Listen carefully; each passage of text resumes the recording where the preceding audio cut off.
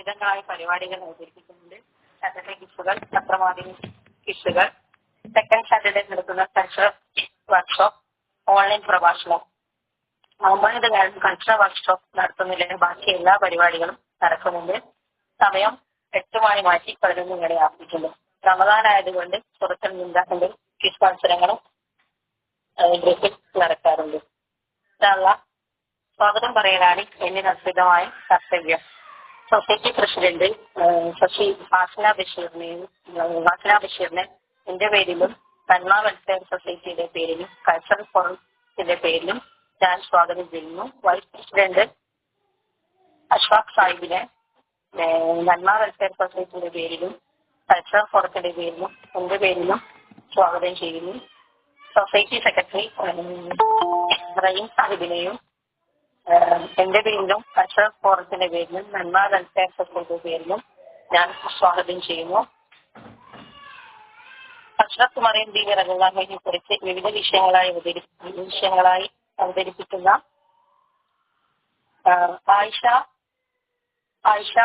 ആയിഷയെ ഞാൻ സ്വാഗതം ചെയ്യുന്നു. ഷാദിയെയും ഞാൻ സ്വാഗതം ചെയ്യുന്നു. ഷഹീറയും ഫൗസിയ ഹസനെയും ഗാനാലാപനം അവതരിപ്പിക്കുന്ന സുനീറ നസീമ എന്നിവരെയും ഞാൻ സ്വാഗതം ചെയ്യുന്നു. ഞങ്ങളുടെ മുഖ്യ അതിഥി അവലോകന പ്രഭാഷണം നടത്തുക ഞങ്ങളെ ക്ഷണം സ്വീകരിച്ചെത്തിയ Khadeeja PP Islamic study bright school എന്നിവരെയും ഞാൻ സാദരമായി സ്വാഗതം ചെയ്യുന്നു. ഇങ്ങനെ ഒരു പരിപാടി ഉണ്ടെന്നറിഞ്ഞ് ഏറ്റെടുത്ത എല്ലാ കൾച്ചറൽ ഫോറം അംഗത്തിനെയും ഗൂഗിൾ മീറ്റിൽ വന്ന് പരിപാടി ശ്രദ്ധിക്കുന്ന എല്ലാവരെയും ഞാൻ സ്വാഗതം ചെയ്യുന്നു. അധ്യക്ഷ സ്ഥാനത്തേക്ക് സമയം ഞാൻ ശ്രമിക്കുന്നു.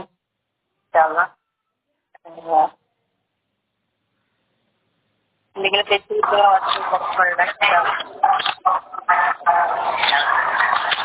എന്റെ ഏറ്റവും പ്രിയപ്പെട്ട എന്റെ കൾച്ചറൽ ഫോറം അംഗങ്ങളെ മറ്റ് എല്ലാ ഇതില് ഒത്തുചേർന്ന എല്ലാ അംഗങ്ങൾക്കും അസ്സലാമു അലൈക്കും വറഹ്മത്തുള്ളാഹി വബറകാതുഹു. സംഗമം കൾച്ചറൽ ഫോറം അംഗങ്ങളുടെ സാംസ്കാരിക പഠനവേദിയുടെ ഭാഗമായിട്ടുള്ള പ്രോഗ്രാമിൽ, അതായത് സാറ്റർഡേ ഇൻസൈറ്റിലാണ് നാം ഇവരും ഒരുമിച്ചിട്ടുള്ളത്. ഇതിൽ നമുക്ക് ഇന്നുള്ള വിഷയം എന്ന് പറഞ്ഞാൽ ഐതിഹാസിക ജീവിതങ്ങൾ, ഹസ്രത്ത് മറിയം ബീവി റളിയല്ലാഹുവിനെ കുറിച്ചുള്ള വിവിധ ഘട്ടങ്ങളിൽ ഉള്ള പ്രഭാഷണങ്ങളും ഗാനാലാപനങ്ങളും അതുപോലെ ഞാൻ വായിച്ച പുസ്തകത്തിന്റെ അനുഭവം എന്ന വിഷയത്തെ കുറിച്ചുള്ള പ്രോഗ്രാമുകളാണ് ഇന്നിവിടെ നടക്കേണ്ടത്. അതിനായി എല്ലാ അംഗങ്ങളും ഒരുങ്ങി വന്നിട്ടുണ്ടെന്ന് തന്നെയാണ് എന്റെ വിശ്വാസം. എല്ലാവർക്കും ഓരോ അംഗങ്ങൾക്കും അവർക്ക് നിശ്ചയിക്കപ്പെട്ട ഒരു സമയം, അതായത് ഓരോ പരിപാടിക്കും 3 മിനിറ്റ് എന്നുള്ള ഒരു സമയം തന്നിട്ടുണ്ട്. ഇതിനനുസരിച്ച് ആ സമയത്തിനുള്ളിൽ വളരെ ലളിതമായി അത് അവതരിപ്പിക്കുമെന്ന് തന്നെയാണ് വിചാരിക്കുന്നത്. ആ രീതിയിൽ തന്നെ ഈ പ്രോഗ്രാം എല്ലാവർക്കും അവതരിക്കാൻ പറ്റട്ടെ എന്ന് പ്രാർത്ഥിക്കുന്നു. അൽഹംദുലില്ലാഹ്, ഈ പരിപാടിയിലേക്ക് എത്തിച്ചേർന്ന എല്ലാ അംഗങ്ങളെയും ഓരോ രീതിയിലും ഓരോ കാര്യങ്ങളും നല്ല രീതിയിൽ തന്നെ അവർക്ക് അവതരിപ്പിക്കാൻ പറ്റും ഇൻഷാ അല്ലാഹ്. ആദ്യമായി ഇവിടെ ജനനവും ബാല്യവും എന്ന വിഷയത്തെ കുറിച്ച് ലഘു പ്രഭാഷണം നടത്താൻ വേണ്ടി ആയിഷ 128 അൽക്കൂട്ടം നമ്പർ 128 അവരെ ആദരപൂർവ്വം ക്ഷണിക്കുന്നു. അസ്സലാമു അലൈക്കും. ഞാൻ മൂര്യാട് പഠനവേദിയുടെ കോർഡിനേറ്ററാണ്. മറിയം ബീവി ജനനവും ബാല്യവും എന്നുള്ള വിഷയമാണ് ഞാനിന്നിവിടെ പ്രഭാഷണം നടത്തുന്നത്. വിശുദ്ധ ഖുർആനിലെ 3-ാം അധ്യായമായ സൂറത്തുൽ ആലി ഇംറാനിലൂടെയും 19-ാം അധ്യായമായ സൂറത്തുൽ മറിയമിലൂടെയും അള്ളാഹു വളരെ വ്യക്തമായി മറിയം ബീവിയുടെയും ഈസാ അലൈഹിസ്സലാമിന്റെയും ചരിത്രം പറയുന്നുണ്ട്. വിശുദ്ധ ഖുർആനിൽ 30 സ്ഥലങ്ങളിൽ പറയപ്പെട്ട പേരാണ് മറിയം. ബൈത്തുൽ മുഖദ്ദസിലെ പരിചാരകന്മാരിൽ പ്രമുഖരായ ഇമ്രാന്റെയും ഹന്ന ബീവിയുടെയും മകളായാണ് മറിയം ബീവി ജനിക്കുന്നത്. മറിയമിന്റെ മാതാവായ ഹന്ന വളരെ പ്രായമുള്ളപ്പോഴാണ് മറിയം ബീവിയെ പ്രസവിക്കുന്നത്. അതുകൊണ്ട് തന്നെ ഗർഭസ്ഥ ശിശുവിനെ ബൈത്തുൽ മുഖദ്ദസിലെ സേവനത്തിനായി നേർച്ച നേർന്നിരുന്നു. ജനനശേഷം കുഞ്ഞിന് മറിയം എന്ന പേരിടുകയും അവരെയും അവരുടെ സന്താനങ്ങളെയും പിശാചിൽ നിന്ന് സംരക്ഷിക്കാൻ അള്ളാഹുവിനോട് പ്രാർത്ഥിക്കുകയും ചെയ്തു. ബൈത്തുൽ മുഖദ്ദിസിൽ ഏൽപ്പിച്ച മറിയം ബീവിയെ സക്കരിയ നബിയായിരുന്നു സംരക്ഷിച്ചിരുന്നത്. മിഹ്റാബിൽ ഏകാഗിയായി വളർന്നു വന്ന മറിയം ബീവിയുടെ അടുക്കലേക്ക് സക്കരിയ നബി അലൈഹിസ്സലാം ചെല്ലുന്ന സമയങ്ങളിലെല്ലാം അവിടെ പലതരം പഴങ്ങളും ഭക്ഷണങ്ങളും കാണുമായിരുന്നു. എവിടെ നിന്നാണ് കിട്ടിയതെന്ന് ചോദിക്കുമ്പോൾ അള്ളാഹുവിൽ നിന്ന് എന്നാണ് അവർ മറുപടി പറഞ്ഞിരുന്നത്. ചെറുപ്പം മുതലേ അള്ളാഹുവിൽ തികഞ്ഞ ഭക്തിയുള്ളവരായിരുന്നു മറിയം ബീവി. സൂറത്തുൽ ആലി ഇംറാനിൽ അള്ളാഹു പറയുന്നുണ്ട്, വകാലത്തിൽ മലായികത്തു യാ മറിയമു ഇന്നല്ലാഹ അസ്തഫാകി വതഹറകി വസ്തഫാകി അലാ നിസായിൽ ആലമീൻ യാ മറിയം കുനത്തി ലിറബ്ബികി വസ്ജുദി വർകഈ മഅറാക്കിഈൻ. മലക്കുകൾ പറഞ്ഞ സന്ദർഭം ശ്രദ്ധിക്കുക. മറിയമേ, തീർച്ചയായും അള്ളാഹു നിന്നെ പ്രത്യേകം തിരഞ്ഞെടുക്കുകയും നിനക്ക് പരിശുദ്ധി നൽകുകയും ലോകത്തുള്ള സ്ത്രീകളിൽ വെച്ച് ഉത്കൃഷ്ടയായി നിന്നെ തിരഞ്ഞെടുക്കുകയും ചെയ്തിരിക്കുന്നു. മറിയമേ, നിന്റെ രക്ഷിതാവിനോട് നീ ഭയഭക്തി കാണിക്കുകയും സാഷ്ടാംഗം ചെയ്യുകയും തലകുനിക്കുന്നവരോടൊപ്പം തലകുനിക്കുകയും ചെയ്യുക. അസ്സലാമു അലൈക്കും. വളരെ നല്ല ഭംഗിയായി കുറഞ്ഞ സമയം കൊണ്ട് നമുക്ക് ഖുർആനിലെ ആയത്തിലൂടെ നമുക്ക് മറിയം ബീവിന്റെ ആ ഒരു കാര്യം പരിചയപ്പെടുത്തി തന്ന ആയിഷനെ വളരെയധികം നന്ദിയുണ്ട്. അടുത്തതായി ഇവിടെ ആത്മീയ ഉയർച്ച എന്ന വിഷയത്തെ കുറിച്ച് സംസാരിക്കാനായി അയൽക്കൂട്ടം നമ്പർ 36 ഷാസിയ അവരെ ക്ഷണിക്കുന്നു.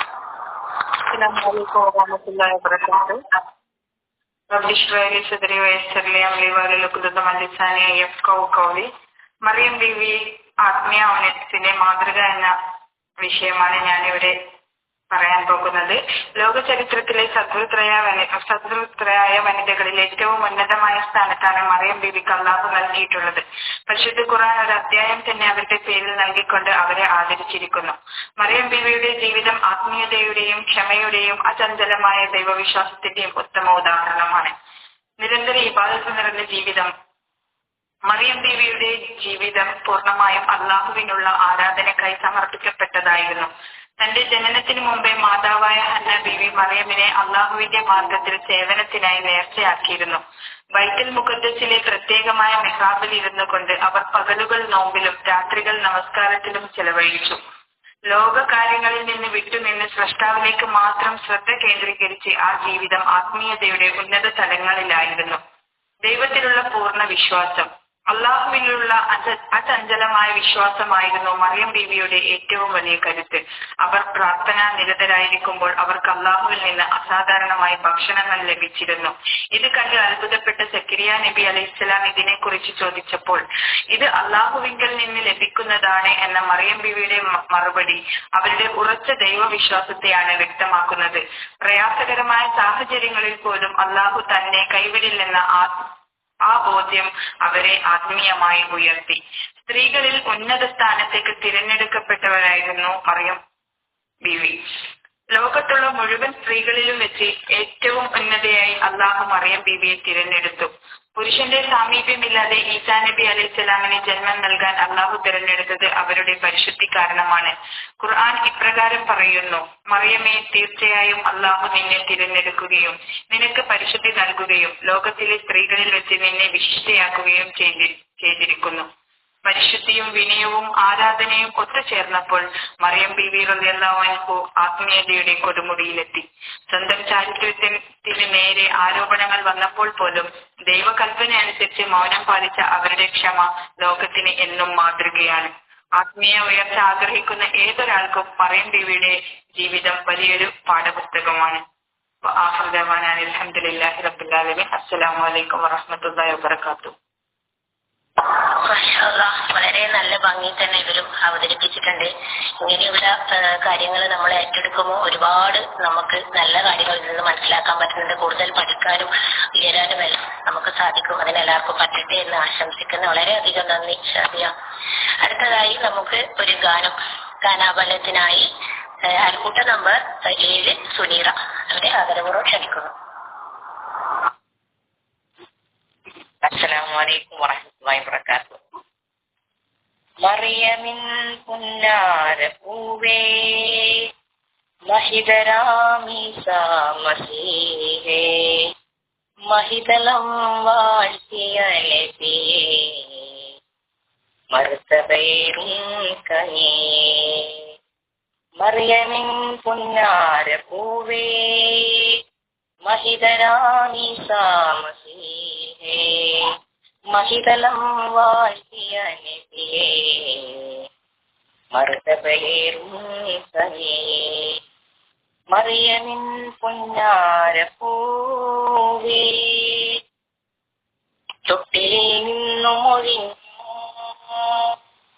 തിന്മകൾ പാടെ വെടിഞ്ഞു തൊട്ടിലിൽ നിന്നും ഒഴിഞ്ഞു തിന്മകൾ പാടെ വെടിഞ്ഞു തൗഹീദിൻ പാത തെളിച്ചു തൗഫീഖാൽ ഖൈറ് വഹിച്ചു മറിയമിൻ പുന്നാര പൂവേ മഹിതരാമീസാ മസീഹേ മഹിതലം വാഴ്ത്തിയ നബിയേ മർത്തബയേറും കനിയേ മാറാവ്യാധികൾ മാറ്റി മുഅ്ജിസത്തേറെയും കാട്ടി മാറാവ്യാധികൾ മാറ്റി മുഅ്ജിസത്തേറെയും കാട്ടി മലിക്കുൽ മലൂക്കിനരുളാൻ മൗത്തിൻ ഹയാത്തിനേകി മറിയമിൻ പുന്നാര പൂവേ മഹിതരാമീസാ മസീഹേ മഹിതലം വാഴ്ത്തിയ നബിയേ മർത്തബയേറും കനിയേ ആകാശലോകമിലങ്ങും അല്ലാഹു പാർപ്പിച്ച ഈസാ ആകാശലോകമിലങ്ങും അല്ലാഹു പാർപ്പിച്ച ഈസാ അജബിന്റെ അജബായി വേഗം അറിയിച്ചു ദൂതരെ ഈസാ മറിയമിൻ പുന്നാര പൂവേ മഹിതരാമീസാ മസീഹേ മഹിതലം വാഴ്ത്തിയ നബിയേ മർത്തബയേറും കനിയേ മറിയമിൻ പുന്നാര പൂവേ. അസ്സലാമു അലൈക്കും. മാഷാ അല്ലാഹ്, വളരെ നല്ല ഒരു ഗാനം ആലപിച്ചു തന്ന സുനീറാക്ക് വളരെയധികം നന്ദി. നമ്മൾ ആ ഒരു കാലഘട്ടത്തിലേക്ക് പോകുന്നല്ലേ, പാട്ടും പ്രഭാഷണവും എല്ലാം കേൾക്കുമ്പോൾ നമ്മളെ മനസ്സെല്ലാം അങ്ങോട്ടേക്ക് പോകുന്നത് ഒരു നല്ലൊരു സന്തോഷം നിറഞ്ഞ ഒരു സദസ്സ്. മാഷാ അല്ലാഹ്, സുനീറ നന്ദി അറിയിക്കുന്നു. അടുത്തതായി ഇവിടെ ദൈവിക സന്ദേശം എന്ന വിഷയത്തെ കുറിച്ച് ലഘു പ്രഭാഷണം നടത്താൻ വേണ്ടി 151 ഷഹീറ അവരെ ആദരപൂർവ്വം ക്ഷണിക്കുന്നു. അസ്സലാമു അലൈക്കും. ഞാൻ 151 ഷഹീറ. ഇന്ന് ഞാൻ സംസാരിക്കാൻ പോകുന്നത് മറിയം റളിയല്ലാഹു അൻഹയുടെ ജീവിതത്തിലെ ഏറ്റവും നിർണായകമായ ഘട്ടത്തെക്കുറിച്ചാണ്, ദൈവിക സന്ദേശം. മറിയം റളിയല്ലാഹു അൻഹ ബാല്യകാലം മുതൽ ദൈവ സന്ദേശ സേവനത്തിൽ സമർപ്പിക്കപ്പെട്ടവളായിരുന്നു. അവൾ കൂടുതലായും ഏകാന്തയിൽ ഇബാദത്തിൽ സമയം ചെലവഴിക്കുമായിരുന്നു. അവളുടെ ഹൃദയം ഭക്തിയും വിനയവും നിറഞ്ഞതായിരുന്നു. ഈ ആത്മീയ ശുദ്ധിയായിരുന്നു അവരെ ഈ മഹത്തായ ദൗത്യത്തിൽ തിരഞ്ഞെടുക്കാൻ കാരണമായത്. ഒരു ദിവസം അവൾ ഏകാന്തമായി ഇരിക്കുമ്പോൾ ദൈവദൂതനായ ജിബ്രീൽ അലൈഹിസ്സലാം മനുഷ്യരൂപത്തിൽ അവളുടെ മുന്നിൽ പ്രത്യക്ഷപ്പെട്ടു. ഒരു അന്യപുരുഷൻ മുന്നിൽ വന്നപ്പോൾ അവൾ ഭയപ്പെട്ടു. ഉടൻ അവൾ പറഞ്ഞു, ഞാൻ നിന്നിൽ നിന്ന് കരുണാവാനിൽ നിന്ന് അഭയം തേടുന്നു. ഇത് അവളുടെ വിശുദ്ധിയുടെയും ദൈവഭക്തിയുടെയും തെളിവാണ്. അപ്പോൾ ജിബ്രീൽ അലൈഹിസ്സലാം അവരെ ആശ്വസിപ്പിച്ചു, ഞാൻ നിന്റെ രക്ഷിതാവിന്റെ ദൂതനാണ്, നിനക്ക് ഒരു പരിശുദ്ധ പുത്രനെ നൽകാൻ വന്നതാണ്. മറിയം റളിയല്ലാഹു അൻഹ അതിശയത്തോടെ ചോദിച്ചു, എനിക്കാരും സ്പർശിച്ചിട്ടില്ല, എങ്ങനെ എനിക്ക് ഒരു മകൻ ഉണ്ടാകും? മറുപടി വ്യക്തമായിരുന്നു, അള്ളാഹുവിന് അത് എളുപ്പമാണ്. ഇത് ദൈവത്തിന്റെ അനന്ത ശക്തിയുടെയും തെളിവാണ്, മനുഷ്യരുടെ നിയമങ്ങൾക്ക് അതീതമായ ഒരു അത്ഭുതം. എന്നാൽ ഈ അനുഗ്രഹത്തോടൊപ്പം വലിയ പരീക്ഷണവും ഉണ്ടായിരുന്നു. ഗർഭിണിയായപ്പോൾ സമൂഹം അവരെ കുറ്റപ്പെടുത്തി, അവരുടെ ശുദ്ധിയെ ചോദ്യം ചെയ്തു. എന്നാൽ മറിയം റളിയല്ലാഹു അൻഹ ആരോടും ബാധിച്ചില്ല. അവൾ ദൈവത്തിൽ പൂർണ്ണമായി ആശ്രയിച്ചു. അവൾ മൗനത്തിൽ സഹിച്ചു. ഇത് നമ്മെ പഠിപ്പിക്കുന്നത് എന്താണ്? വലിയ അനുഗ്രഹങ്ങൾ വലിയ പരീക്ഷണങ്ങളോടൊപ്പം വരും. സത്യവും വിശ്വാസവും ഉള്ളവരെ ദൈവം അവസാനം ഉയർത്തിപ്പിടിക്കും. സഹനം വിശ്വാസിയുടെ ഏറ്റവും വലിയ ആയുധമാണ്. മറിയം റളിയല്ലാഹു അൻഹ നമ്മെ പഠിപ്പിക്കുന്നത് പരീക്ഷണങ്ങൾ വന്നാലും വിശ്വാസം നഷ്ടപ്പെടുത്തരുത്. സമൂഹം കുറ്റപ്പെടുത്തിയാലും സത്യത്തിൽ ഉറച്ചു നിൽക്കണം. ദൈവത്തിൽ വിശ്വാസം വെച്ചാൽ മതി. വളരെ നല്ല ഭംഗിയിൽ നമുക്ക് ഒരു ഗുണപാഠത്തിന്റെ രീതിയിൽ ഇവിടെ നമുക്ക് ഈ ദൈവിക സന്ദേശം പ്രഭാഷണം നടത്തി തന്ന സഹീറ വളരെയധികം നന്ദിയുണ്ട്. ഇനി അടുത്തതായി പ്രഭാഷണം നടത്തുന്നത് ഈസാ നബി അലൈഹിസ്സലാമിയുടെ ജനനത്തെ കുറിച്ച് ആണ്. 167 റഹ്മത്ത് അവരെ ആദരപൂർവ്വം ക്ഷണിക്കുന്നു. അസ്സലാമു അലൈക്കും വറഹ്മത്തുള്ളാഹി തആല വബറകാതുഹു. ഞാൻ ആദ്യമായിട്ടാണ് പ്രോഗ്രാമിലേക്ക് വരുന്നത്. അൽഹംദുലില്ലാഹ് ഈസാ നബി ചരിത്രം ഞാൻ അറിയുന്നത് പോലെ പറയാം. ഈസാ നബി ജനിച്ചത് ഉപ്പയില്ലാതെയാണ് മറിയം ബീവിക്ക് ജനിച്ചത് ഈസാ നബി. അപ്പോ സൂറത്ത് ആൽ ഇമ്രാനിലും സൂറത്തുൽ മറിയത്തിലും പറയുന്നുണ്ട് കുൻ ഫയകൂൻ, ഉണ്ടാവൂ എന്നാണ് അതിന്റെ അർത്ഥം. അപ്പോ അങ്ങനെയാണ് ഈസാ നബി ജനിക്കുന്നത്. ഉപ്പയില്ലാതെയാണ് ദുനിയാവിലേക്ക് ജനിച്ചു വന്നത്. അപ്പോ ഒരുപാട് പരീക്ഷണത്തിൽ കൂടിയിട്ടാണ് ഈസാ നബി കടന്നു പോയിട്ടുള്ളത്. ജനിച്ചപ്പോൾ തന്നെ സംസാരിച്ചു എന്നതാണ് ഏറ്റവും വലിയ മൂജിസാത്ത്. ഒരുപാട് മൂജിസാത്തുകൾ കിട്ടിയിട്ടുണ്ട് ഈസാ നബിക്ക്. ഈസാ നബിക്ക് കിട്ടിയ കിതാബാണ് ഇഞ്ചീൽ. ഇഞ്ചീൽ കൂടിയിട്ട് ഒരുപാട് അത് പ്രബോധനത്തിൽ കൊണ്ടുവരികയും പക്ഷെ ഒരുപാട് കഷ്ടതകളും യാതനകളും സഹിച്ചാണ് ഇസ്ലാമിലേക്ക് അവർ ഓരോ കൊണ്ടുവന്നത്.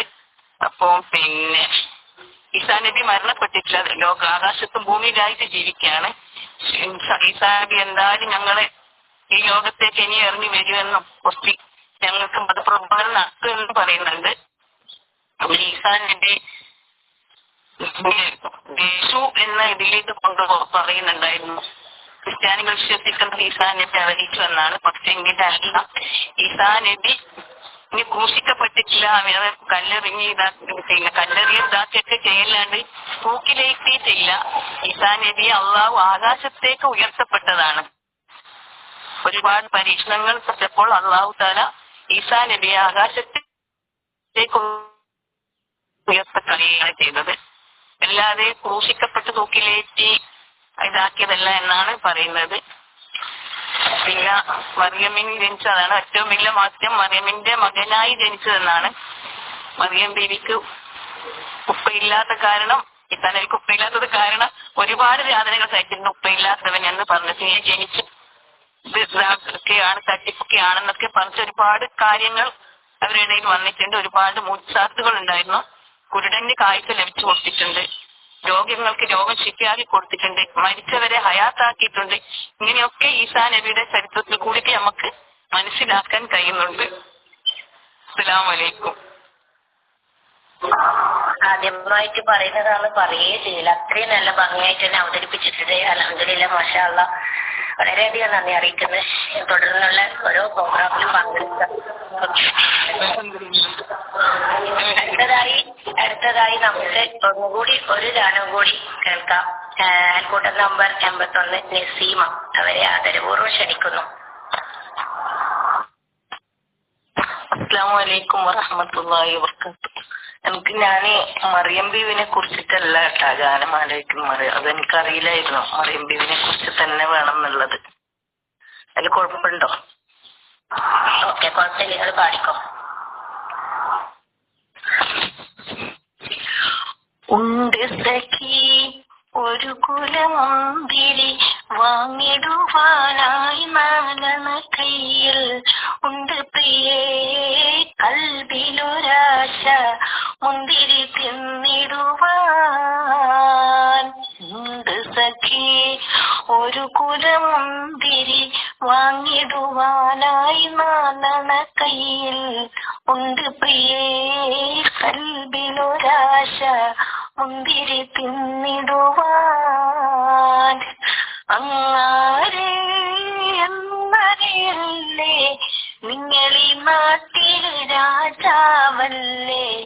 അങ്ങ് വെറും മാലനയില്ല യാചകനാണെന്ന് സഖി ഒരു കുലമന്ദിരെ വാങ്ങിടുവാനായി നാലണ കയ്യിൽ ഉണ്ട് പ്രിയേ കൽവിലൊരാശ മുന്തിരി തിന്നിടുവാൻ പ്രാണസഖി നന്നായറിയാം ഞാൻ ഈ നാട്ടിലമീറാണെന്ന് എന്നാലും എന്റേതായൊരു ദർഹവുമില്ല പ്രിയേ ഉമറുബ്നുൽ അബ്ദുൽ അസീസും സഹധർമ്മിണിയാം ഫാത്തിമ തമ്മിൽ ഉണ്ടായ സംഭാഷണമാമുന്നിത് കേട്ടിടുവിൻ അമവിയാം രാജകുമാരൻ സുഖലോലുപനാമിബ്നുൽ അസീസും അധികാരം കൈവന്നപ്പോൾ ഫക്കീറായി മാറി ഉണ്ട് സഖി ഒരു കുലമുന്തിരെ വാങ്ങിടുവാനായി നാലണ കയ്യിൽ ഉണ്ട് പ്രിയേ കൽവിലൊരാശ മുന്തിരി തിന്നിടുവാൻ. അസ്സലാമു അലൈക്കും വറഹ്മത്തുള്ളാഹി. മഷാല നല്ല പാട്ട്. നമ്മളെ വിഷയമല്ലാന്നേ ഉള്ളൂ, എന്നാലും മഷാല നല്ല കഴിവുണ്ട്, നന്നായിട്ട് പാടിയിട്ടുണ്ട്. എന്തായാലും ഇനിയുള്ള പ്രോഗ്രാമുകളിൽ നിങ്ങൾ ആ വിഷയം ആസ്പദമാക്കിയിട്ട് തന്നെ പാടണേ, ഇത് കുഴപ്പമില്ല. അതുപോലെ നമ്മൾ സെക്കൻഡ് സാറ്റർഡേയിലെ പ്രോഗ്രാമിൽ എന്തായാലും നിങ്ങൾ വരണം, അവിടെ നമുക്ക് അടിപൊളിയാക്കണം ഇൻഷാ അല്ലാഹ്. ഓക്കെ, പ്രത്യേകം നന്ദി അറിയിക്കുന്നേ. എന്തായാലും നിങ്ങളത് ഏറ്റെടുത്ത് പാടിയല്ലോ. വിഷയം ഒന്ന് ശ്രദ്ധിക്കാൻ, ആ വിഷയത്തോട് തന്നെയുള്ള പാട്ട് തന്നെ നമുക്ക് വേണം. ഓക്കെ, അടുത്ത പ്രാവശ്യം ശ്രദ്ധിച്ചാൽ മതി. അടുത്തതായി നമുക്ക് ജീവിത പാഠങ്ങൾ എന്ന വിഷയത്തെ കുറിച്ച് ഇവിടെ സംസാരിക്കുന്നത് അയൽക്കൂട്ടം മട്ടിലെ ഫൗസിയ ഹാഫിസ്. അവരെ ആദരപൂർവ്വം ക്ഷണിക്കുന്നു.